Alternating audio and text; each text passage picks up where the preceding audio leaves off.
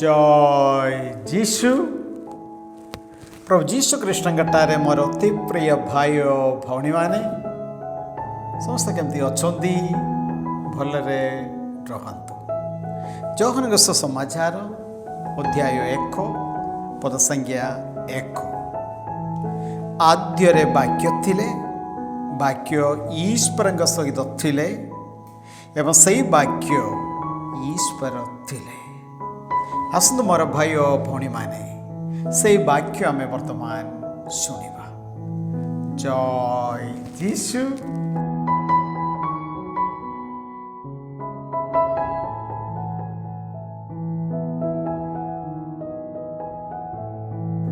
नियमावृत्ति अध्याय 7। इस्राएल एक पृथकीकृत जनता। प्रवेश करी तुमे माने जेउ देश करायत्त करिबा पई उद्यत सेही ठाकु प्रभु तुम ईश्वर तुम मानंकु आनयन करिबा और तुम तुलना रे अधिक संख्यक तथा शक्तिशाली हितीय, गिर्गेसीय, आमेरीय, कानानीय, पेरिसीय, हिबीय, जेबुसीय प्रभृति 7 गोटी जाति को तुम सम्मुखरु विताड़न करी और प्रभु तुम ईश्वर सेमानंकु तुम हस्तरे समर्पण देबा बेले तुमे सेमानंकु पराजित करी समूळे विध्वस्त करिवो। तुमे सेमानंक सह कौनसी शांति चुक्ति स्थापन करिवो नाही किंबा सेमानंक प्रति कौनसी करुणा प्रदर्शन करिवो नाही। तुमर कन्या मानंकु सेमानंक पुत्र मानंक पई प्रदान करिवो नाही ओ सेमानंक कन्या गणंकु तुम पुत्र मानंक पई ग्रहण करिवो नाही। कारण अन्य देव मानंकर परिचर्यारत हेबा सकाशे सेमाने तुम पुत्र मानंकु मोर अनुगमनरु विमुख कराइबे।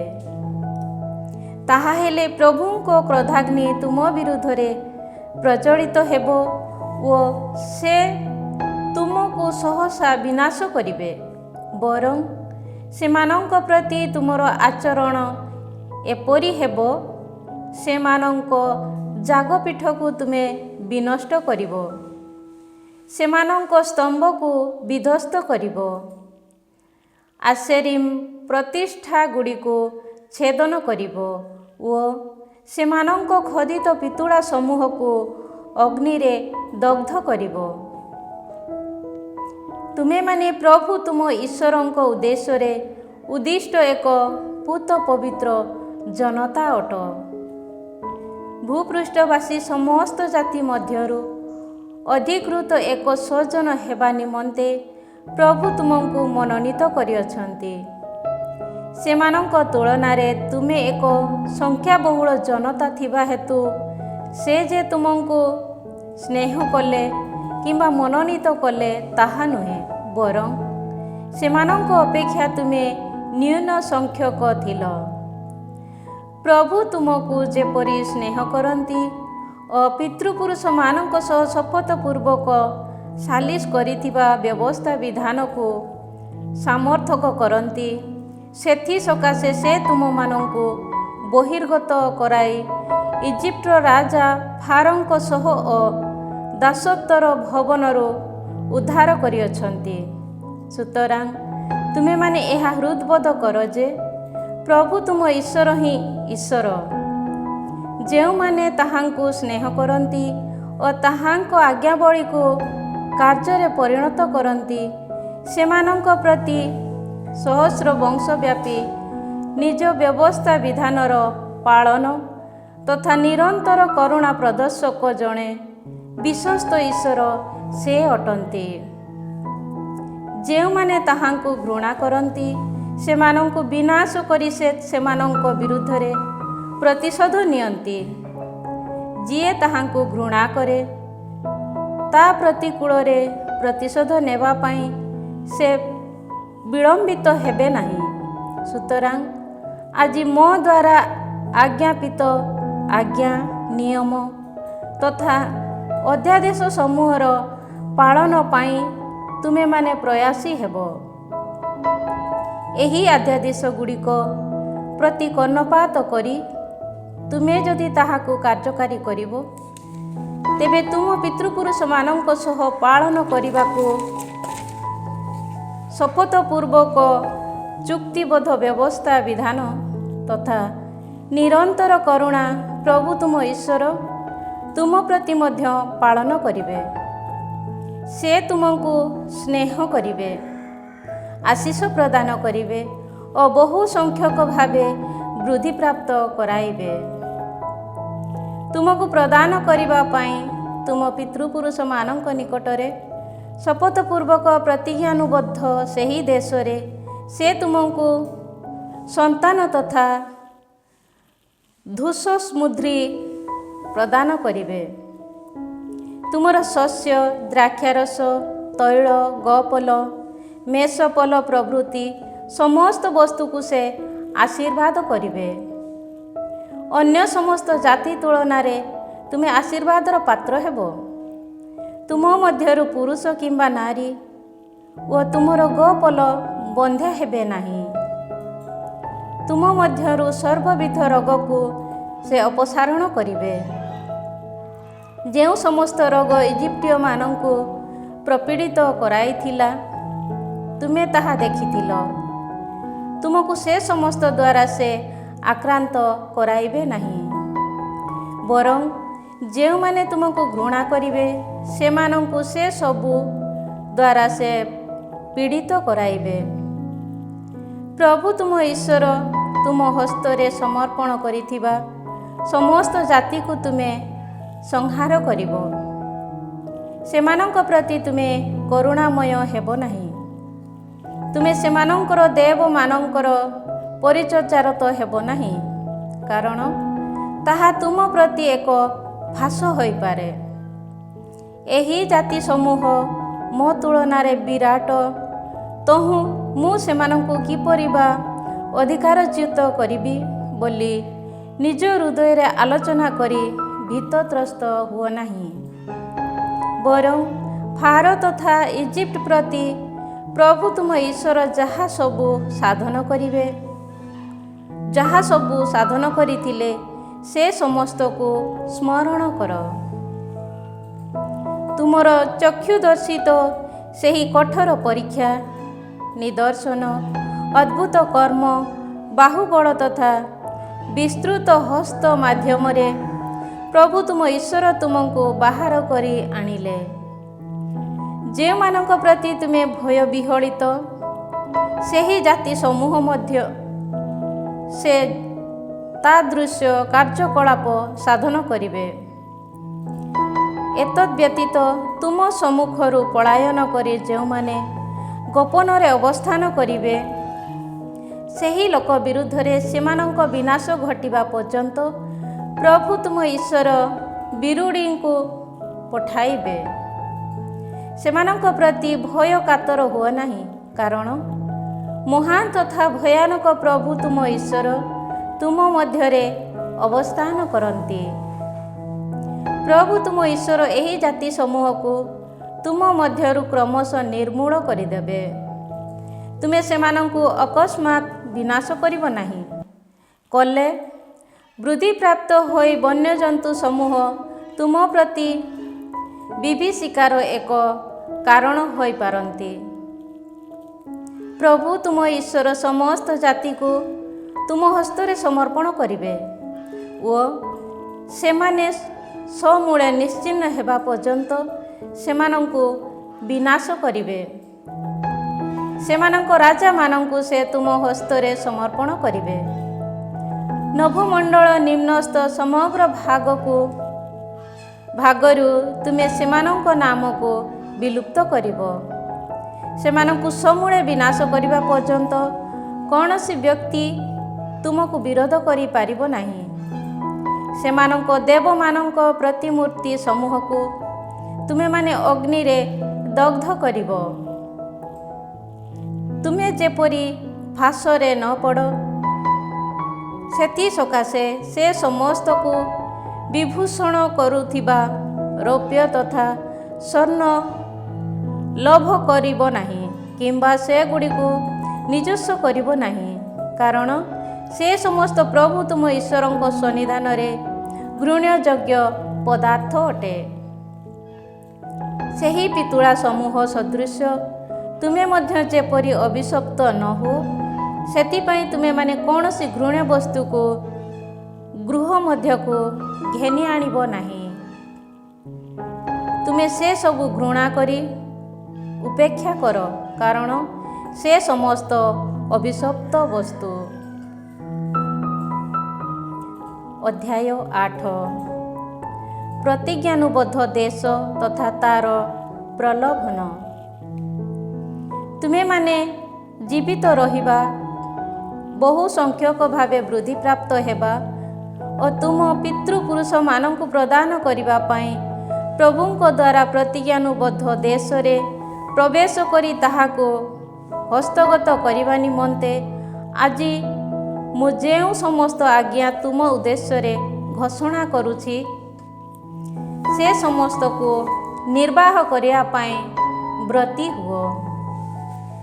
ତାହାଙ୍କ ଆଜ୍ଞାବଳୀକୁ କାର୍ଯ୍ୟରେ ପରିଣତ କରିବ କି ନାହିଁ ବୋଲି ତୁମମାନଙ୍କୁ ପରୀକ୍ଷା କରିବା ଓ ତୁମର ଚିନ୍ତାଧାରାକୁ ଜାଣିବା ଏବଂ ତୁମକୁ ବିନମ୍ର କରିବା ପାଇଁ ଏହି 40 ବର୍ଷ ବ୍ୟାପୀ ସେ ତୁମକୁ ମରୁ ପ୍ରାନ୍ତର ଦେଇ ଆନୟନ କରିଥିବା ସମସ୍ତ ପଥ ସ୍ମରଣ କର। ସେ ଯେବେ ତୁମକୁ ବିନମ୍ର କଲେ, କ୍ଷୁଧାର୍ତ ହେବା ପାଇଁ ଛାଡ଼ିଦେଲେ ଓ ତତ୍ପରେ ତୁମମାନଙ୍କୁ ତଥା ତୁମ ପିତୃପୁରୁଷମାନଙ୍କର ଭକ୍ଷଣ ନିମନ୍ତେ ଅପରିଚିତ ମାନ୍ନା ପ୍ରଦାନ କରି ତୁମକୁ ପରିତୃପ୍ତ କଲେ, ମନୁଷ୍ୟ କେବଳ ରୁଟି ଦ୍ୱାରା ନୁହେଁ ବରଂ ପ୍ରଭୁଙ୍କ ମୁଖ ନିଃସୃତ ବଚନ ମାଧ୍ୟମରେ ସେ ଜୀବିତ ରହେ, ଏହା ତୁମମାନଙ୍କୁ ହୃଦବୋଧ କରାଇବା ସକାଶେ ତାହା ଉଦ୍ଦିଷ୍ଟ ଥିଲା। ଏହି 40 ବର୍ଷ ଧରି ତୁମ ପରିହିତ ବସ୍ତ୍ର ପୁରାତନ ହୋଇ ଛିନ୍ନ ହେଲା ନାହିଁ କିମ୍ବା ତୁମ ପାଦଦ୍ୱୟ ଫୁଲିଗଲା ନାହିଁ। ହୃଦୟଙ୍ଗମ କର, ଯେପରି ପିତା ନିଜ ପୁତ୍ରକୁ ଯେପରି ଶିକ୍ଷା ପ୍ରଦାନ କରନ୍ତି, ପ୍ରଭୁ ତୁମ ଈଶ୍ୱର ସେପରି ତୁମକୁ ଶିକ୍ଷା ଦିଅନ୍ତି। ସୁତରାଂ ପ୍ରଭୁ ତୁମ ଈଶ୍ୱରଙ୍କ ମାର୍ଗାନୁସାରେ ବିଚରଣ କର ଓ ତାହାଙ୍କ ପ୍ରତି ଭୟଭକ୍ତି ପ୍ରଦର୍ଶନ କରି ତାହାଙ୍କ ଆଜ୍ଞାବଳୀ ପାଳନ କର। କାରଣ ଜଳସ୍ରୋତ, ନିର୍ଝର, ପର୍ବତ ତଥା ଉପତ୍ୟକା ମାଧ୍ୟମରୁ ପ୍ରବାହିତ ଜଳ ପ୍ରବାହ ବିଶିଷ୍ଟ ଏକ ଉତ୍କୃଷ୍ଟ ଦେଶକୁ ପ୍ରଭୁ ତୁମ ଈଶ୍ୱର ତୁମମାନଙ୍କୁ ଆନୟନ କରନ୍ତି। ଗହମ, ଯବ, ଦ୍ରାକ୍ଷାଲତା, ଡିମିରି ବୃକ୍ଷ, ଡାଳିମ୍ବ, ଜିତ୍ ବୃକ୍ଷ ତଥା ମଧ୍ୟ ବିଶିଷ୍ଟ ଏକ ଦେଶ ତାହା ଅଟେ। ସେଠାରେ ତୁମେ ପ୍ରଚୁର ଭାବେ ଭକ୍ଷଣ କରିବ ଏବଂ ତୁମ ପ୍ରତି କୌଣସି ଅଭାବ ଅନାଟନ ହେବ ନାହିଁ। ସେଠାକାର ପ୍ରସ୍ତର ଲୌହ ଅଟେ ଓ ତୁମେ ପର୍ବତରୁ ତମ୍ବା ଖନନ କରିପାରିବ। ଭକ୍ଷଣ କରି ପରିତୃପ୍ତ ହେବା ସମୟରେ ତୁମକୁ ପ୍ରଦତ୍ତ ସେହି ଉତ୍କୃଷ୍ଟ ଦେଶ ନିମନ୍ତେ ପ୍ରଭୁ ତୁମ ଈଶ୍ୱରଙ୍କ ଉଦ୍ଦେଶ୍ୟରେ ତୁମେ ସ୍ତବାଶିଷର କୀର୍ତ୍ତନ କରିବ। ତୁମ ପ୍ରତି ଆଜି ମୋ ଦ୍ୱାରା ପ୍ରଖ୍ୟାପିତ ଆଜ୍ଞା, ଅଧ୍ୟାଦେଶ ତଥା ନିୟମାବଳୀକୁ ଲଙ୍ଘନ କରି ପ୍ରଭୁ ତୁମ ଈଶ୍ୱରଙ୍କ ବିସ୍ତୃତ ନ ହେବା ପାଇଁ ସତର୍କତା ଅବଲମ୍ବନ କର। ତୁମେମାନେ ଭକ୍ଷଣ କରି ପରିତୃପ୍ତ ହେବା, ବାସଯୋଗ୍ୟ ଗୃହ ନିର୍ମାଣ କରି ତନ୍ମଧ୍ୟରେ ଅବସ୍ଥାନ କରିବା, ତୁମ ମେଷ ତଥା ଗୋପଲ ବହୁ ସଂଖ୍ୟକ ଭାବେ ବୃଦ୍ଧିପ୍ରାପ୍ତ ହେବା, ତୁମ ରୌପ୍ୟ ତଥା ସ୍ୱର୍ଣ୍ଣ ପରିବର୍ଦ୍ଧିତ ହେବା ଓ ତୁମର ଅନ୍ୟ ସମସ୍ତ ବସ୍ତୁ ସମୃଦ୍ଧ ହେବା ବେଳେ ତୁମେମାନେ ଯେପରି ଅହଙ୍କାରୀ ନ ହୁଅ ଓ ଦାସତ୍ୱର ଗୃହ ଇଜିପ୍ଟରୁ ତୁମମାନଙ୍କୁ ବହିର୍ଗତ କରାଇ ଆଣିଥିବା ପ୍ରଭୁ ତୁମ ଈଶ୍ୱରଙ୍କୁ ଯେପରି ବିସ୍ମୃତ ନ ହୁଅ, ସେଥିପାଇଁ ପ୍ରୟାସୀ ହୁଅ। ଅଗ୍ନି ସଦୃଶ ସର୍ପ ତଥା କଙ୍କଡ଼ା ବିଛାରେ ପରିପୂର୍ଣ୍ଣ ବିଶାଳ ତଥା ଭୟାବହ ମରୁ ପ୍ରାନ୍ତର ଦେଇ ସେ ହିଁ ତୁମମାନଙ୍କୁ ନେଇ ଆସିଥିଲେ। ସେହି ଜଳହୀନ ତଥା ଶୁଷ୍କ ଭୂମିର ଚକମକି ପ୍ରସ୍ତର ସଦୃଶ କଠିନ ପ୍ରସ୍ତରରୁ ସେ ହିଁ ତୁମ ପାଇଁ ଜଳ ପ୍ରବାହିତ କରାଇଲେ। ତୁମ ପିତୃପୁରୁଷମାନଙ୍କ ପ୍ରତି ଅପରିଚିତ ମାନ୍ନା ତୁମର ଭକ୍ଷଣ ପାଇଁ ମରୁ ପ୍ରାନ୍ତରରେ ସେ ପ୍ରଦାନ କଲେ। ତୁମମାନଙ୍କୁ ବିନମ୍ର କରିବା ଓ ପରୀକ୍ଷା କରିବା ଏବଂ ପରିଶେଷରେ ତୁମ ପ୍ରତି କୁଶଳ କାର୍ଯ୍ୟ ସାଧନ କରିବା ପାଇଁ ଏହା ଉଦ୍ଦିଷ୍ଟ ଥିଲା। ମୋର ଶକ୍ତି ତଥା ମୋର ବାହୁବଳ ଜରିଆରେ ମୁଁ ଏ ସମସ୍ତ ସମ୍ପତ୍ତି ଅର୍ଜନ କଲି ବୋଲି ତୁମ ହୃଦୟରେ ଆଲୋଚନା ନ କରିବା ପାଇଁ ଜାଗୃତ ହୁଅ। ପ୍ରଭୁ ତୁମ ଈଶ୍ୱରଙ୍କୁ ତୁମେମାନେ ସ୍ମରଣ କରିବ, କାରଣ ତୁମ ପିତୃପୁରୁଷମାନଙ୍କ ସହ ସାଲିସ ବ୍ୟବସ୍ଥା ବିଧାନକୁ ଆଜି ସୁଦ୍ଧା ଯେପରି କାର୍ଯ୍ୟରେ ପରିଣତ କରାନ୍ତି, ସେଥିପାଇଁ ସମ୍ପତ୍ତି ଲାଭାବଶ୍ୟକ ଶକ୍ତି ଯିଏ ତୁମମାନଙ୍କୁ ପ୍ରଦାନ କରନ୍ତି ସେ ପ୍ରଭୁ ଅଟନ୍ତି। କିନ୍ତୁ ପ୍ରଭୁ ତୁମ ଈଶ୍ୱରଙ୍କୁ ବିସ୍ମୟରେ ଯାଇ ତୁମେ ଯଦି ଅନ୍ୟ ଦେବମାନଙ୍କ ପଶ୍ଚାତ ଗମନ କରି ସେମାନଙ୍କ ପରିଚର୍ଚ୍ଚା ତଥା ଉପାସନା କର, ତେବେ ତୁମେ ଅବଶ୍ୟ ବିନାଶ ହେବ। ମୁଁ ତୁମକୁ ପୂର୍ବରୁ ଏ ବିଷୟରେ ସତର୍କ କରାଇ ଦେଉଛି। ପ୍ରଭୁ ତୁମ ଈଶ୍ୱରଙ୍କ ପ୍ରତି ଅନୁଗତ ନହେଲେ ଯେଉଁମାନଙ୍କୁ ପ୍ରଭୁ ତୁମ ସମ୍ମୁଖରୁ ନିର୍ମୂଳ କରନ୍ତି, ସେହି ସମସ୍ତ ଜାତି ସଦୃଶ ତୁମେ ମଧ୍ୟ ବିନଷ୍ଟ ହେବ। ଅଧ୍ୟାୟ 9। ବିଜୟ ପ୍ରଭୁଙ୍କର ଏକ ଦାନ। ହେ ଇସ୍ରାଏଲ ଶୁଣ, ତୁମେମାନେ ଆଜି ଜର୍ଦାନ ପାରି ହୋଇ ତୁମ ଅପେକ୍ଷା ଅଧିକ ବିରାଟକାୟ ତଥା ଶକ୍ତିଶାଳୀ ଜାତି ସମୂହକୁ ଅଧିକାରଚ୍ୟୁତ କରି ଆକାଶ ପର୍ଯ୍ୟନ୍ତ ଉନ୍ନତ ପ୍ରାଚୀର ଦ୍ୱାରା ପରିବେଷ୍ଟିତ ନଗରୀଗୁଡ଼ିକୁ କରାୟତ୍ତ କରିବାକୁ ଯାଉଅଛ। ଉଚ୍ଚ ତଥା ବିରାଟକାୟ ସେହି ଜାତି ତୁମର ପରିଚିତ ଅନାକଙ୍କ ସନ୍ତାନଗଣ ଅଟନ୍ତି। ସେମାନଙ୍କ ସମ୍ପର୍କରେ ତୁମେମାନେ ଏହି ବିଷୟ ଶୁଣିବାକୁ ପାଇଅଛ ଯେ ଅନାକଙ୍କ ସନ୍ତାନମାନଙ୍କ ସମ୍ମୁଖରେ ବିରୋଧପୂର୍ବକ କିଏ ବା ଦଣ୍ଡାୟମାନ ହୋଇପାରିବ? ଯିଏ ଦଗ୍ଧକାରୀ ଅଗ୍ନି ସଦୃଶ ତୁମର ନେତୃତ୍ୱ ନେଇ ଗମନ କରନ୍ତି, ସିଏ ପ୍ରଭୁ ତୁମ ଈଶ୍ୱର, ଏହା ଆଜି ହୃଦବୋଧ କର। ସେ ସେମାନଙ୍କୁ ବିନାଶ କରି ତୁମର ବଶୀଭୂତ କରାଇବେ। ତହୁଁ ପ୍ରଭୁଙ୍କ ପ୍ରତିଶ୍ରୁତି ମୁତାବକ ତୁମେ ସେମାନଙ୍କୁ ବିତାଡ଼ିତ କରି ସମୂଳେ ବିନଷ୍ଟ କରିବ। ପ୍ରଭୁ ତୁମ ଈଶ୍ୱର ସେମାନଙ୍କୁ ତୁମ ସମ୍ମୁଖରୁ ନିଷ୍କାସନ କରିବା ସମୟରେ ତୁମେ ଆତ୍ମବୋଧ ଭାବି ନେବ ନାହିଁ ଯେ ମୋର ନୀତିନିଷ୍ଠା ହେତୁ ଏହି ଦେଶ ଅଧିକାର କରିବା ପାଇଁ ପ୍ରଭୁ ମୋତେ ନେଇ ଆସିଛନ୍ତି, କାରଣ ଏହି ଜାତି ସମୂହର ଦୁଷ୍ଟତା ଯୋଗୁଁ ପ୍ରଭୁ ସେମାନଙ୍କୁ ତୁମ ସମ୍ମୁଖରୁ ତଡ଼ି ଦିଅନ୍ତି।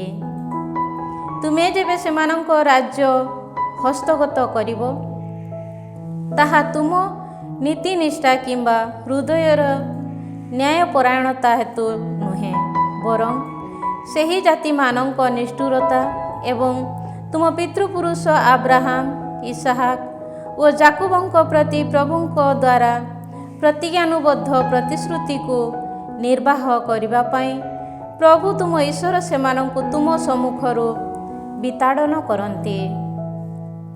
ପ୍ରଭୁ ତୁମ ଈଶ୍ୱର ଏହି ଉତ୍କୃଷ୍ଟ ଦେଶକୁ ଉତ୍ତରାଧିକାରୀ ରୂପେ ତୁମମାନଙ୍କୁ ପ୍ରଦାନ କରିବା ସମୟରେ ତାହା ତୁମ ନୀତିନିଷ୍ଠା ହେତୁ ନୁହେଁ, ଏହା ହୃଦୟଙ୍ଗମ କର, କାରଣ ତୁମେ ଅଟ ଏକ ଜିଦଖୋର ଜନତା। ମରୁ ପ୍ରାନ୍ତରେ ତୁମେମାନେ କିପରି ପ୍ରଭୁଙ୍କୁ କୁପିତ କଲ, ତାହା ସ୍ମରଣ କର। ତାହା ବିସ୍ମୃତ ହୁଅ ନାହିଁ। ଇଜିପ୍ଟରୁ ବାହାରି ଆସିବା ଦିନଠାରୁ ଏଠାକୁ ଆସିବା ପର୍ଯ୍ୟନ୍ତ ତୁମେ ପ୍ରଭୁଙ୍କ ବିରୁଦ୍ଧରେ ବିଦ୍ରୋହ କରିଅଛ। ହରେବରେ ମଧ୍ୟ ତୁମେ ପ୍ରଭୁଙ୍କୁ କ୍ରୋଧ କରାଇଲ। ସେ ତୁମ ବିରୁଦ୍ଧରେ ଏପରି କ୍ରୋଧ ଥିଲେ ଯେ ସେ ତୁମକୁ ବିନାଶ କରିବା ପାଇଁ ପ୍ରସ୍ତୁତ ଥିଲେ। ତୁମ ସହ ପ୍ରଭୁଙ୍କ ଦ୍ୱାରା ସାଲିସ ବ୍ୟବସ୍ଥା ବିଧାନର ସେହି ପ୍ରସ୍ତର ଫଳକକୁ ଗ୍ରହଣ କରିବା ସକାଶେ ପର୍ବତାରୋହଣ କରି 40 ଦିବସ ତଥା 40 ରାତ୍ରି ବିନା ଭୋଜନ ଓ ଜଳପାନରେ ମୁଁ ସେଠାରେ ସମୟ କଟାଇଲି। ନିଜ ଆଙ୍ଗୁଳି ଦ୍ୱାରା ଲିଖିତ ସେହି 2 ପ୍ରସ୍ତର ଫଳକକୁ ପ୍ରଭୁ ମୋତେ ପ୍ରଦାନ କଲେ। ଜନମଣ୍ଡଳୀ ଏକତ୍ରିତ ହେବା ଦିବସରେ ଅଗ୍ନି ମଧ୍ୟରେ ବିରାଜିତ ହୋଇ ପର୍ବତ ଉପରୁ ତୁମ ଉଦ୍ଦେଶ୍ୟରେ ପ୍ରଭୁ କଥିତ ସମସ୍ତ ବଚନ ସେଥିରେ ଲିପିବଦ୍ଧ ହୋଇଥିଲା। 40 ଦିନ ତଥା 40 ରାତି ଅତିବାହିତ ହେଲା ପରେ ବ୍ୟବସ୍ଥା ବିଧାନର ସେହି 2ଟି ପ୍ରସ୍ତର ଫଳକକୁ ପ୍ରଭୁ ମୋତେ ପ୍ରଦାନ କଲେ। ସେ ସମୟରେ ପ୍ରଭୁ ମୋତେ କହିଲେ, ଉଠ, ସହସା ଏହିଠାରୁ ଅବତରି ଯାଅ, କାରଣ ଇଜିପ୍ଟରୁ ତୁମେ ଘେନି ଆଣିଥିବା ଜନତା ନିଜକୁ ଅପବିତ୍ର କରୁଅଛନ୍ତି। ମୋ ଦ୍ୱାରା ଆଜ୍ଞାପିତ ମାର୍ଗରୁ ସେମାନେ ଖୁବ୍ ଶୀଘ୍ର ବିମୁଖ ହୋଇଅଛନ୍ତି। ସେମାନେ ଛାଞ୍ଚରୁ ନିର୍ମିତ ଏକ ପ୍ରତିମୂର୍ତ୍ତି ନିଜ ପାଇଁ ପ୍ରସ୍ତୁତ କରିଅଛନ୍ତି। ପ୍ରଭୁ ପୁଣି ମୋତେ କହିଲେ, ମୁଁ ଦେଖିପାରୁଛି ଯେ ଏମାନେ ଏକ ଜିଦଖୋର ଜନତା। ସେମାନଙ୍କୁ ବିନଷ୍ଟ କରି ନଭମଣ୍ଡଳ ନିମ୍ନସ୍ଥ ସମସ୍ତ ସ୍ଥାନରୁ ମୁଁ ସେମାନଙ୍କ ନାମ ବିଲୁପ୍ତ କରିବି। ମୋତେ ପ୍ରତିବାଧା ଦିଅ ନାହିଁ। ସେମାନଙ୍କ ଅପେକ୍ଷା ଅଧିକ ଶକ୍ତିଶାଳୀ ତଥା ବହୁ ସଂଖ୍ୟକ ଏକ ଜନତାକୁ ମୁଁ ତୁମଠାରୁ ଉଦ୍ଭବ କରାଇବି। ତହୁଁ ମୁଁ ପର୍ବତ ଉପରୁ ଅବତରି ଆସିଲି। ପର୍ବତଟି ଅଗ୍ନି ଦ୍ୱାରା ପ୍ରଜ୍ୱଳିତ ହେଉଥିଲା। ବ୍ୟବସ୍ଥା ବିଧାନର ସେହି 2ଟି ଫଳକକୁ ମୁଁ ନିଜ ହସ୍ତରେ ଧାରଣ କରିଥିଲି। ଛାଞ୍ଚରୁ ନିର୍ମିତ ଏକ ଗବତ୍ସର ପ୍ରତିମୂର୍ତ୍ତି ପ୍ରସ୍ତୁତ କରି ପ୍ରଭୁ ତୁମ ଈଶ୍ୱରଙ୍କ ବିରୁଦ୍ଧରେ କରିଥିବା ତୁମ ପାପ ମୁଁ ଦେଖିପାରିଲି। ତୁମ ଉଦ୍ଦେଶ୍ୟରେ ପ୍ରଭୁଙ୍କ ଦ୍ୱାରା ଆଜ୍ଞାପିତ ମାର୍ଗରୁ ତୁମେ ସହସା ବିମୁଖ ହୋଇଥିଲ। ସୁତରାଂ ମୁଁ ସେହି ଫଳକ ଦ୍ୱୟକୁ ନିକ୍ଷେପ କରି ସେହି 2ଟିକୁ ତୁମ ସମ୍ମୁଖରେ ଖଣ୍ଡ ବିଖଣ୍ଡ କଲି। ତତ୍ପରେ ପୂର୍ବ ପରି 40 ଦିବସ ତଥା 40 ରାତ୍ରି ପ୍ରଭୁଙ୍କ ସନ୍ନିଧାନରେ ମୁଁ ସାଷ୍ଟାଙ୍ଗ ପ୍ରଣିପାତ ପୂର୍ବକ ଅବସ୍ଥାନ କଲି।